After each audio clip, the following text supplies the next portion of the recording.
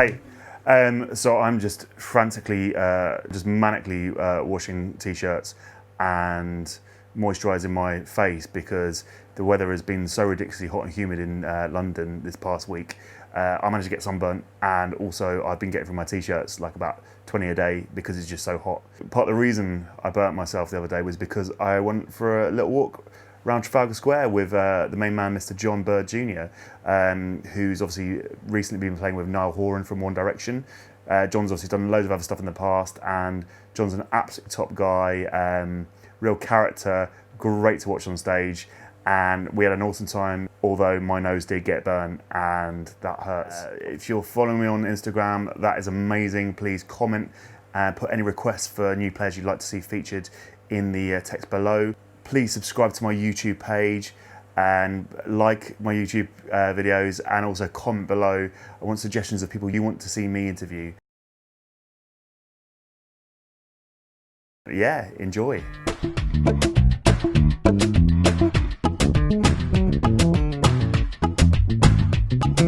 It's a little bit hot, but the Irish skin I think will take it. Yeah? I'll have a big red neck very soon.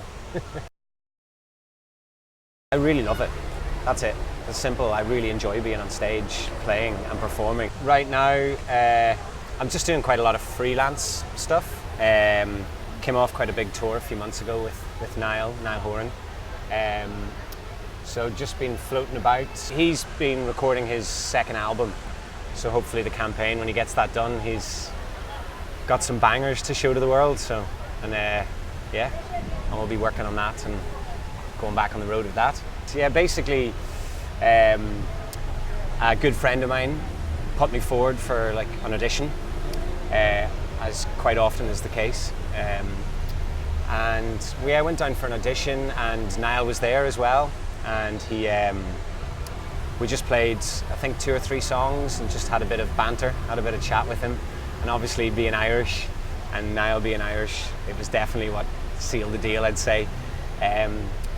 So yeah, I did that audition. Niall seemed pretty happy, and then audition 2 was a load of pints of Guinness in Camden at about 1 o'clock in the morning. Niall was like, said to me and the other boys, lads, yeah, you've got the gig. Yeah. So yeah, and then from then, that was about 3 years ago now, which is crazy. And then the campaign was pretty long. It was pretty much between promo and actual touring. I think it was between like 14 to 18 months of like pretty much straight, like 3 weeks on, 5 days off, and then, like for example, the last part of the tour was pretty solid. We spent like 3 months in America, because obviously being from One Direction, Niall's got a global fan base, so we were able to hit some incredible places and travel around. Yeah, so it was pretty full on. A lot of traveling, a lot of playing, a lot of different audiences, which is incredible, just because people interpret music very different in different sides of the world. Yeah, so it was a lot of fun. And the band are incredible, all the guys in the band, some Irish, some English boys, on and off the stage, good crack, good banter. It's intense. Yeah, in terms of a normal week, I don't think there is a normal week. That's the thing about this sort of touring. You're going to many different countries. That there's a lot of different aspects that change, whether it's the distance we're traveling. Like we did an Asian tour that was quite intense. You know, I think it was something like 19 days of a tour with 13 flights, and somehow there was like eight or 9 gigs in that time. Flying in one evening, going to bed, waking up really early with jet lag, and then doing a gig that night, and then getting up the next morning stupidly early again, and going and traveling. So I guess a lot of the time you spend traveling and with other people. This is the one thing a lot of session players will say, or any touring bands as well, is the time on the stage is so short. The time in rehearsals and sound check is so short in comparison to the time you spend with the other people. Whether you're sitting on an airplane next to someone, or in the dressing room for 5 hours each day on the tour bus. So yeah, there's long travel times of hanging out with each other, which is great when you got a good team, and Niall had an amazing team. That's one thing that is great about playing with Niall. He wants to surround himself with good people, so that both the band and the crew have a good laugh together, and it's a really, really good team. And we all, love the same things, love a bit of drinking, love a good old boozy session. Also like a bit of, in the summer there, we were in America for a few months and it was weather like this, so we played a little game that we sort of made our own version of it. It was just foot net, so just tennis with football, and we'd play that every day after sound check for a couple of hours, which was a nice little bonding moment for everyone. So that's sort of the day-to-day, apart from the actual gigging side of things, spending a lot of time with each other and trying to find activities. And I also like to play golf, and Niall's like a massive golfer. Great, and he's great as well. I'm very, very average. Some days off we would go and play a bit of golf, which was nice and relaxing, take you away from the tour for a few hours. Last weekend we had a lovely wedding. Louis, good friend of mine who plays piano with Niall, and it was a good little catch up. We hadn't seen each other in a few months, so yeah, it was nice to hang out with everyone. And Niall was there, and Jake the guitarist was there, and our tour manager Simo. So it was really nice chance to get to catch up with everyone again. I myself, maybe because of my age, didn't really listen to One Direction. I knew obviously some of their big hits, because when you do like function gigs or something, there'll be one or two songs that come in it, and but it was definitely more pop. They had 4 or 5 singers singing in harmony, and it was big tracks with like big backing tracks, and a big show behind it. Niall, coming from Ireland and sort of himself growing up with a love of music, sort of like folk Americana, he also was into like blues. He was a big Springsteen fan, big Fleetwood Mac fan, and because he'd sort of bypassed that, because at such a young age he became a pop star, I think he went back to his roots and wanted to create something that was a bit more rootsy, a bit more band orientated. So like, we still played pop festivals, because obviously he was that sort of artist, but we were one of the only bands that was going out that wasn't using lots of track and had fireworks and a big lighting rig. It was more like, I have my Ampeg rig, my P bass, the guitarist Jake was playing like just a Strat, and Niall playing an acoustic guitar, really authentic.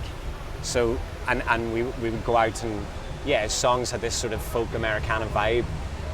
For me, it was really fun to play. Like, I love that sort of stuff, and I love singing backing vocals. Just to have those rootsy sounds and the playing and the discipline of playing, not I wouldn't say technically difficult bass lines, but more about tone and more about playing for the song. For me it was a lot of fun. It was beautiful songs. And then we did do a couple of, we did a cover of a couple of One Direction ones, and they're fun because, I was playing a 5-string bass for one of the songs, Drag Me Down it was called, which was one of their biggest hits. And when it comes into the chorus, you're just jumping around like you're in Busted, Remember, I recall being on tour, and some of the older audience members that would come up to you after, whether they've sort of taken their kids to the gig, or they were invited down by the band, or they were other musicians, they always commented on this young sort of pop star playing songs that, they were impressed that those instruments were on stage, that the sound, I had my big Ampeg rig, and I wasn't playing synth bass and creating all this, modern sounds. It was old classic sounds, and even the covers that we were doing, there was a couple of covers in the set. We were doing Tom Petty, we were doing Fleetwood Mac, we were doing Springsteen. So it was just about playing those classic old bass lines or old bass tone. My main bass is the P bass, 76 P bass through an Ampeg rig. So it was just, no flashy slap bass sounds or anything too technical, just more rootsy, song orientated, bass lines. I suppose when I first moved down here, down to London, I got playing with a band called Hudson Taylor. We're an Irish duo, again. We keep it in the family, all the Irish. And yeah, it was the same. I got to play a little bit of double bass with those guys on some of the recordings. And yeah, just like folk singer-songwriter. I guess maybe it stems from coming from Ireland and the traditional side of things, the pubs, the pub culture of just playing music and songs and folk songs in pubs that just was always appealing to me. And because I love writing songs as well, and I write a lot on guitar, finger picking, and also I have a big love for like Nashville is a little soft spot with all the bluegrass, and I just sort of found myself enjoying that genre, you know. Yes, of course I love playing funk stuff and Stevie Wonder and Michael Jackson bass lines when you get to play in party bands and function bands. I played with Hudson Taylor for a while, and then a girl called Gabrielle Applin, which once again was nice mellow songs. And then after that, for 3 years I played with Jack Severetti, which is more, he's got more of like a Mediterranean vibe but still folky. So the songs were quite more fast-paced, but still had that country vibe. Doom, doom, doom, doom, doom. But there was a lot of energy. So I've sort of stayed within that genre. I think I kind of find, as a session bass player, a friend of mine actually suggested this many years ago, that if you find your niche, like instead of trying to spread yourself too far and try playing a funk band, try playing an R&B band, try playing a pop band, you know, if you find your little niche, focus on that, you know. See, like a mutual friend of ours, Chris Hargreaves, like he absolutely smashes his genre playing that what would you call it, dubstep maybe, yeah, because he's just got all the pedals down, his bass playing style is incredible. And every single time you see a project or an artist that would play that genre of music, you're like, he's perfect for that. Like, there's no better bass player. So he fits into that niche because he's focused on that, and it's incredible. So yeah, I guess for me, playing folk, Americana, country, singer-songwriter music is what I love. And yeah, the projects I've sort of focused on in the last almost 10 years, yeah. Yeah, it's definitely a discipline thing. You know, you can't really overplay at all. You have to enjoy playing simple bass lines. You have to enjoy just playing the same thing over and over again. But also for me, I enjoy that, and the aspect of playing bass and singing along, and then, you know, just also, even if I play a little bit of acoustic guitar or something like that, I find you just have to have that discipline of playing simple songs or simple parts, but really enjoying them, you know, like thinking about the tone that you want to play more than the actual intricate bass lines. So that's been a big focus for me, especially when I get on a new gig. I have a pedal board that has a good few pedals, but they're not so much like sound effects. They're not like, you know, chorus or delay or wah or anything like that. It's all more about an EQ pedal, preamps. I've got like a little fuzz just to get a bit of crunch on my bass, and just sort of more trying to replicate the record and the songs themselves. Well, I was very lucky that first of all, we got sent the record, we got sent the stems, and the thing was when that bass was recorded in, because I didn't play the bass on the studio version, when it was recorded in, it was obviously processed a lot after. So there was things put on, plugins and stuff, and well, I didn't really know what they were, so I basically just tried to replicate the sound. And I was lucky enough that I got up in the morning one time, just before rehearsals, and went into Denmark Street and went into Wonju Bass, and there was no one in the store, and I said to the guys, look, I've got a bass tone that I want to replicate. And I was like, but I can't really let people hear the song because it's not released yet. So they were like, oh, it's okay, well, we'll close the door. So they closed the shop, and we played just the bass stem. We didn't play the whole song, but we played the bass line. And we had like 6 effects pedals, but basically the one we went for, which was like absolute killer, was the dark glass, small little black pedal. But at the time I was like, this is the sound, this is brilliant, this is exactly what we need. Turn it around and it was without a doubt the most expensive of them. But I was like, look, I need this, and the guy in the shop was like, yeah, that's perfect, that's exactly what it is. And then yeah, from then I took that, and then I've got an old, well, it's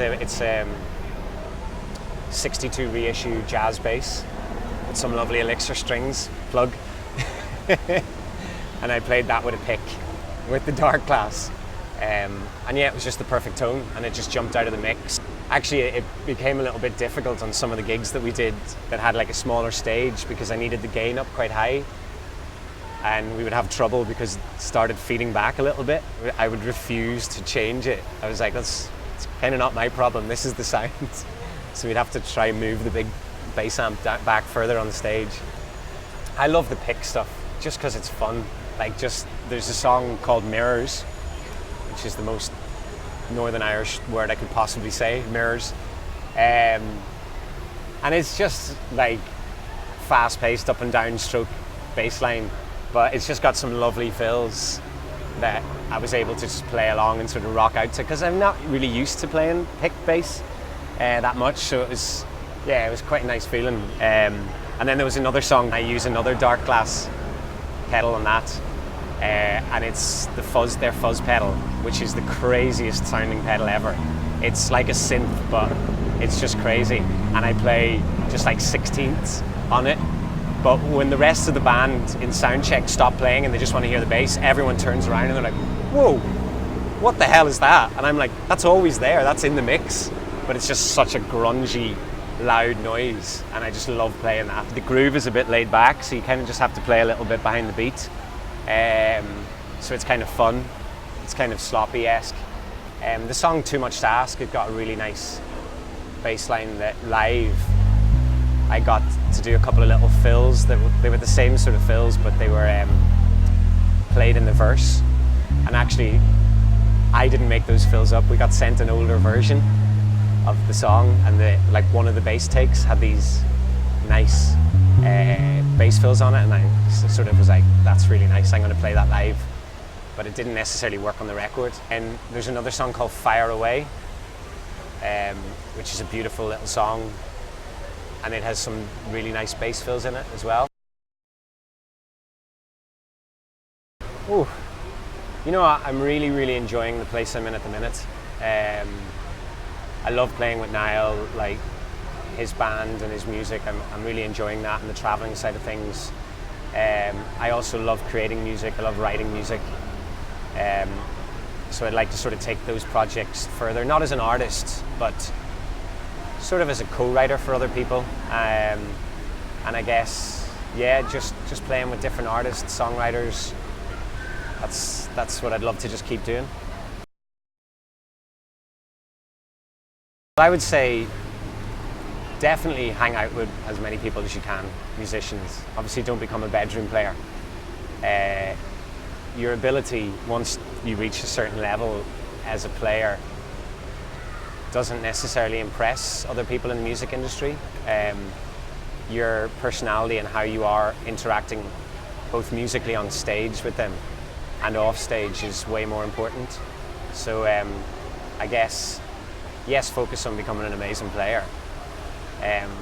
But I'd say for the session world, focus on becoming a great player alongside other people, especially as a bass player.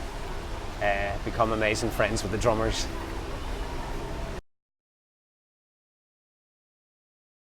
Well, I just guess that live music should be fun. Obviously it depends what song you're playing or what genre of music you're playing. You know, when the singer is singing a ballad, you can't be dancing around stage. But if there's energy on stage, if the song has energy, why not bring it physically as well? Like one of my first bands when I moved to England was, the band Xander and the Peace Pirates, and Keith, the guitarist, was the same. He had so much energy, and the two of us,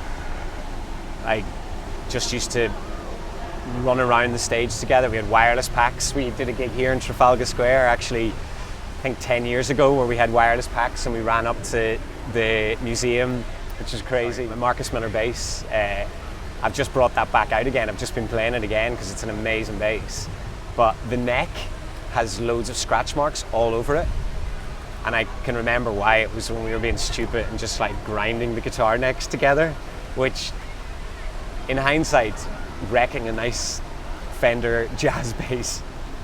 I probably shouldn't have done it, but it's nice. It's like war wounds. I know that gig gave me those scratches. Yeah, I guess energy on stage.